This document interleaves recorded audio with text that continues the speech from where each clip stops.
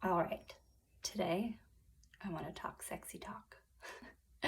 No, actually, it is a little bit sexy talk, but it's more about love and the bedroom. So there are a lot of people I work with who either want their relationship to be more intimate, more loving, or they want to bring a loving relationship into their home, into their life. So what I recommend is look at your bedroom and make a change. So, is your bedroom set up for love? Is your bedroom set up in a way that is inspiring for a relationship? If you want to bring a relationship into your life, which I did this with one of my clients, and I bleep you not, she had a great relationship come into her life.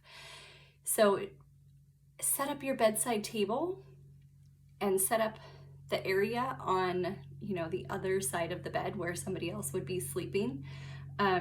Set it up in a way that would invite them in. So if you don't have a partner in your life, think about who you would want to have in your life and set the things up on that side of the bed that they would enjoy. And then on your side, set things up so that it would be easy for you to grab your fancy nightie or paint your toenails red or put on those essential oils. Set yourself up for success in love. And if you're already in a relationship, really take a look as if you were like a teenager looking at this space. Okay, maybe not a teenager because they don't really care.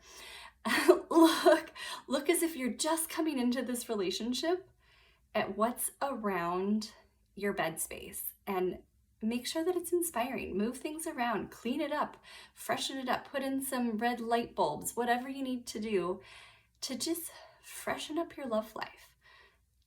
Jump in, make a change, and invite love into your life. Bye, and let me know how it goes.